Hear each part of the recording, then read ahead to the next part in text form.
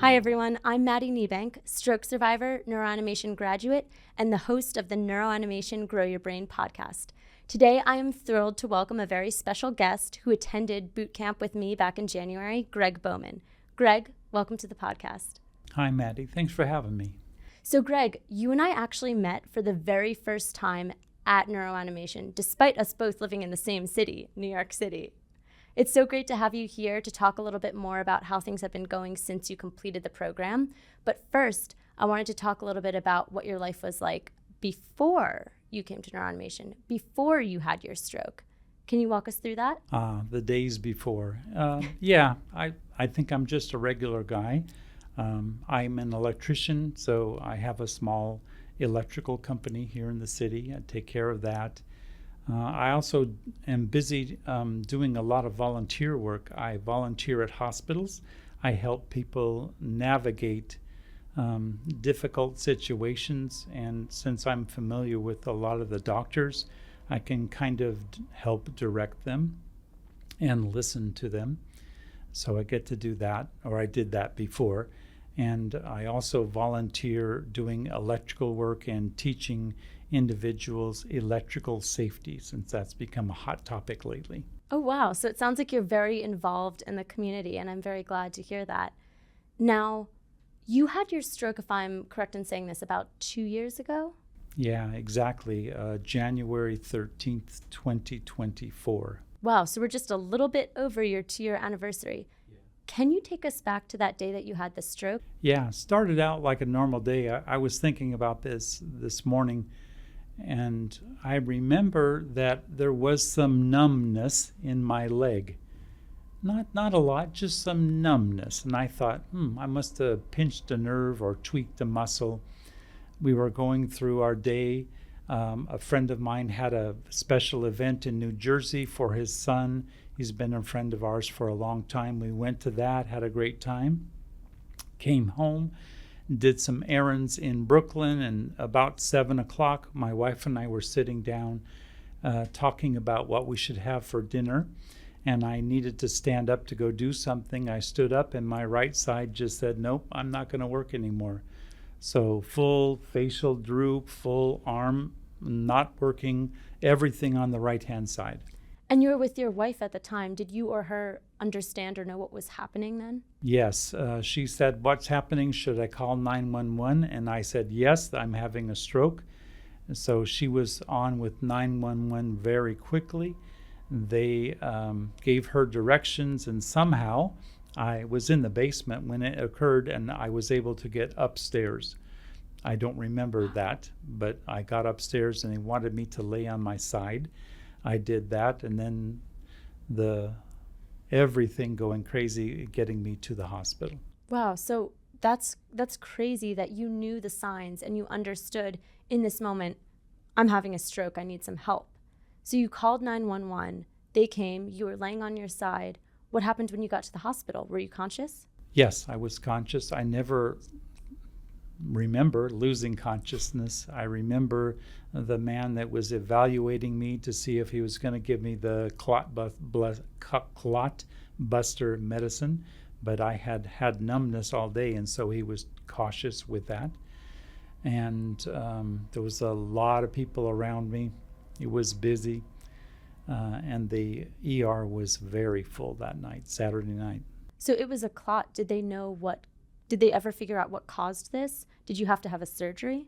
I did not have any surgeries. I really still to this day don't know. Everyone kind of shrugs their shoulders. I had seen a cardiologist on Monday of that week and got a very good bill of health. So just one of those things. So they didn't know what caused your stroke, but you did have a stroke and you were in the hospital. What happened after you were in the hospital? How did this stroke affect you? Well, the month in rehab, we had heard about a specific place. We really wanted to get there. Somehow we did. We never applied, but somebody applied for us, and I spent a month there. And it was in rehab that I began to learn that my life was really going to be different. And wrapping my head around that was very difficult. So you had this right side paralysis. Yes. as a result of the stroke, and that remained with you and affected you in rehab? Yes, absolutely. Rehab seemed like was designed to allow me to just exist in my body, to be able to do the functions you need to get through in a day and not hurt yourself. So what did rehab look like for you in those early days? What kinds of activities and therapies were you doing? I had an hour of speech rehabilitation. I had an hour working with my leg, and then an hour with occupational with my hand. So the stroke not only affected your mobility and ability to walk and use your right hand, it also affected your speech and cognition? No cognition. I still have both brain cells work excellent. So Greg, it sounds like you had to go through a pretty intense round of physical, occupational, and speech therapy in those early days following your stroke. What, in your opinion, were the biggest challenges that you faced, both physically, mentally, and even emotionally, going through recovery? Maybe emotional is probably the biggest. Maybe learning to accept where you are in life. Because when you have a stroke, you realize at some point, wait a minute, I have, at least for now, lost what I can do. You have coping mechanisms. I was an avid bicycle rider. I love riding my bike. I have 3.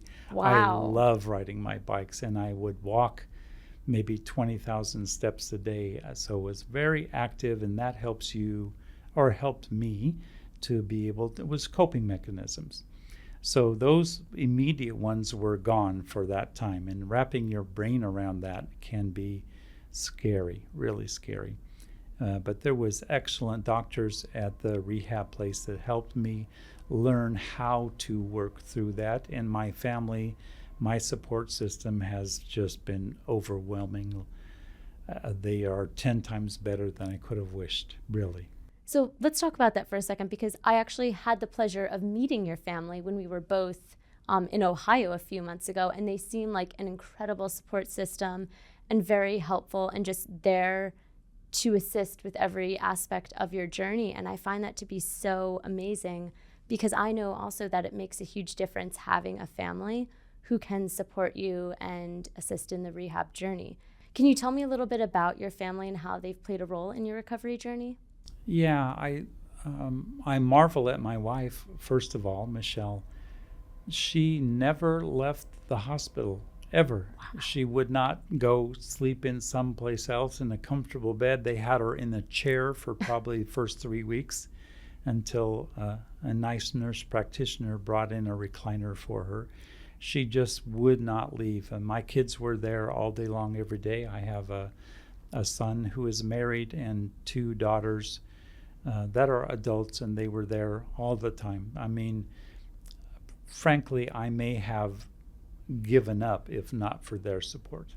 That's amazing to hear. So Greg, it's really great to hear that your family has been such an incredible support system for you, especially in the early days of your recovery when you were going through all these different forms of rehab. I think a common part of the rehabilitation journey is this concept of the plateau. I heard it myself when I was going through therapy. Countless doctors told me, you are going to recover a ton in the first 12 to 18 months, and then after that, we can't guarantee how much, if at all, that you'll be able to recover beyond that.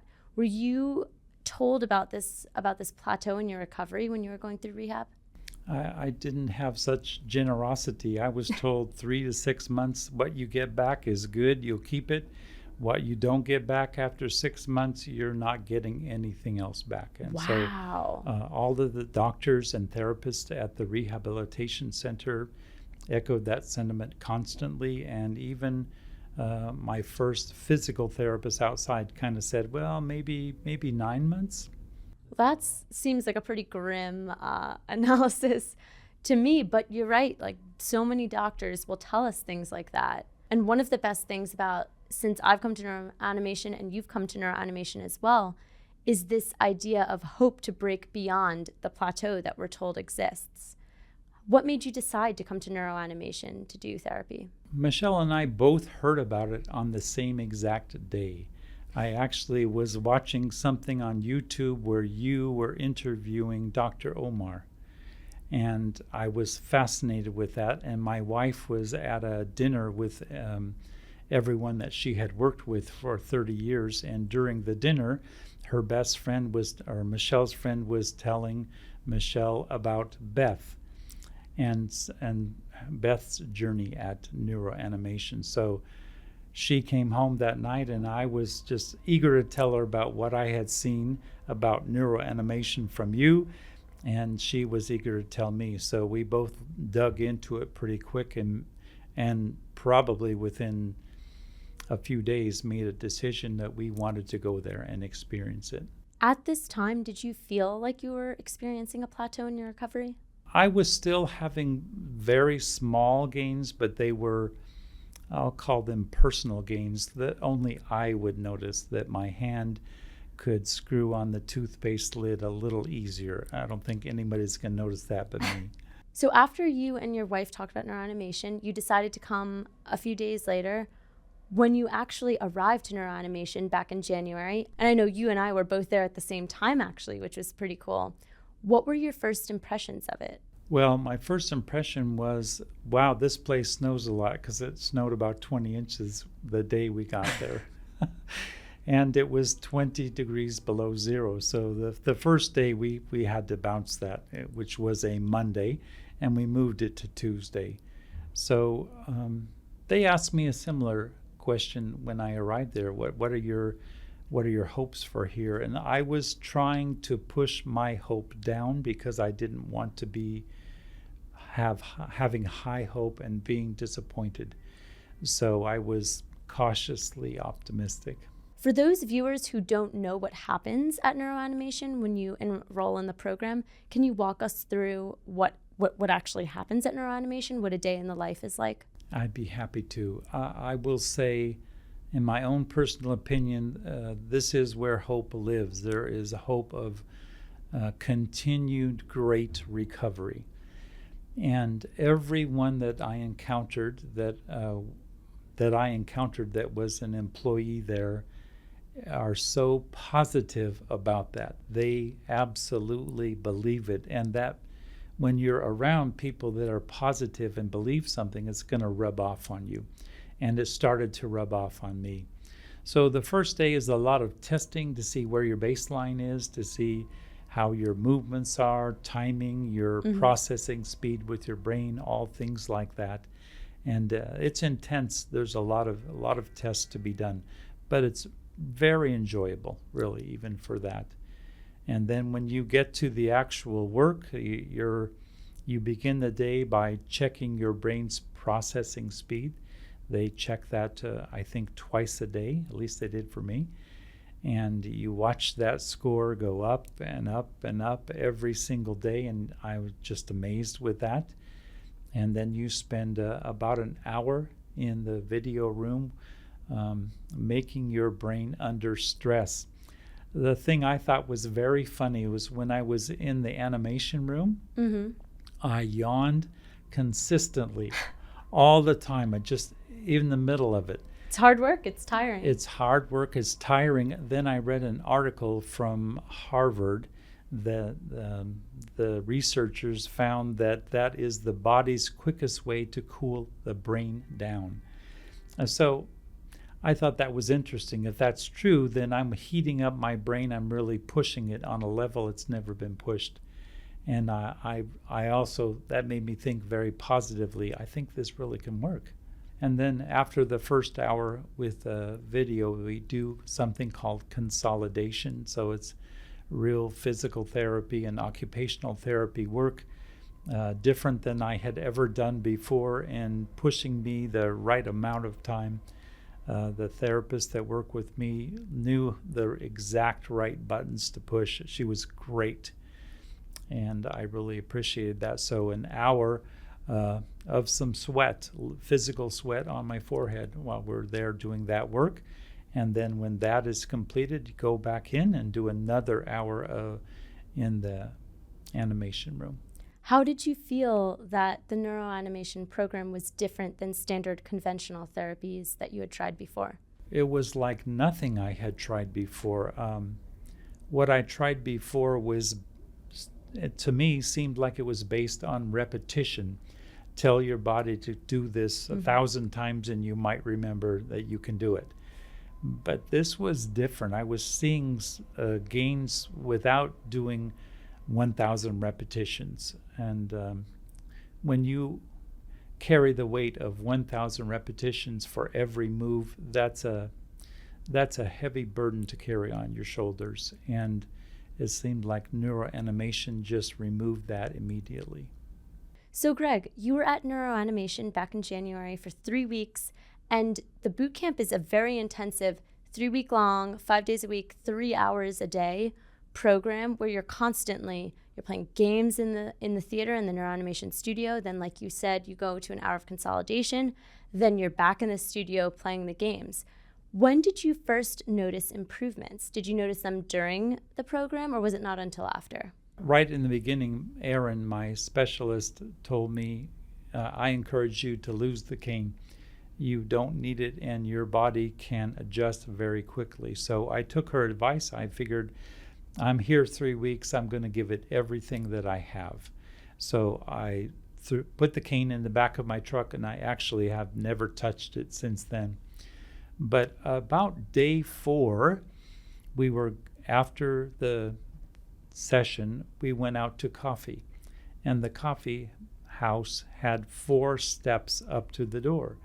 And historically, since my stroke, I'm holding on to the rail to get myself up 4 steps. And I just marched in there and marched up those steps and didn't think about, oh, wait a minute, I had a stroke. My right side doesn't work very well. I have to hold on to something.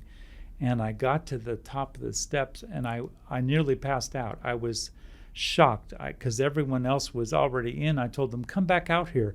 I walked down the steps, and I did it again to make sure I didn't dream it or something. But I just walked up those steps like nothing.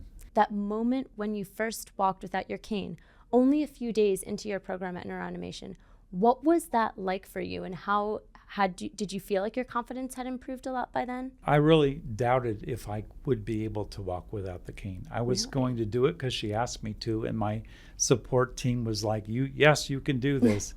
But I didn't feel like I should have any business walking without a cane. But then on the weekend, they booked a tour of the Horseshoe at the Ohio State University. And I walked all the way around and up and down that stadium in sub-freezing weather with no cane. And after that day... And that's a big stadium. It's huge. It seats about 103,000 people. That was a great day. I mean, let's talk about that for a minute, because it sounds to me, when you arrived at NeuroAnimation, you had a cane. And then suddenly you didn't. And then you're also walking up all of these stairs with no railing. It sounds to me like this is primarily a confidence thing, that you had the confidence to do what you already could, but you didn't know. Confidence that you get from going through this program is huge. I have a task that I perform where I oversee a meeting of about 1,000 people. And I have to get everything ready for them in an old theater in New York. And since I've had this job, since I had the stroke, it terrified me. Many times I thought I should quit this because I can't do this. I had a stroke. I can't move. I can't talk very well.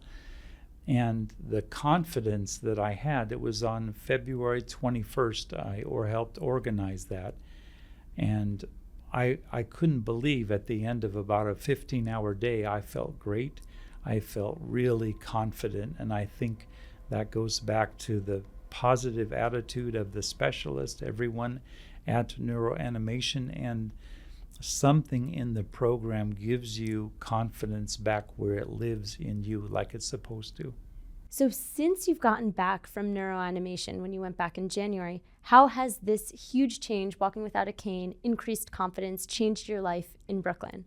Well, it seems like my life is getting back more to what it was. I'm much less afraid to go for a long walk. I am more involved in my life. I am going to the jobs, on the jobs. It may sound stupid and small, but for 2 years I couldn't really do electrical work with my hands.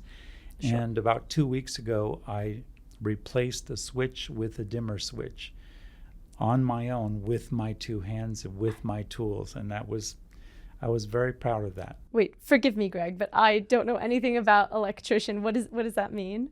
So that means I have to take off a plate, take out a device that you turn on and off a light with, disconnect the wires, make sure it's in a safe working condition so it's not powered.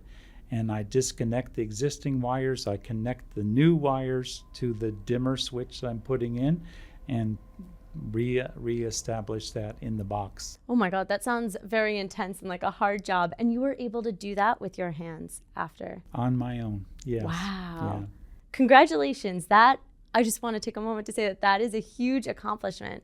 And so you're back to work. I'm back to work, yeah. Maybe not as fast as I used to be, but I'm getting some work done. Oh, that's awesome. That is so amazing to hear. And you're so young in stroke years, too. Well, Greg, I'm so incredibly proud of you and amazed to hear at the progress you've been making and getting back to work and getting rid of your cane, using your hands again. It's really quite encouraging to our viewers. And I was wondering if you had any advice that you could give to people who feel plateaued in their stroke recovery. I think the first advice I would give would be don't give up. Don't give up, because you may want to, but keep fighting and looking for what can help.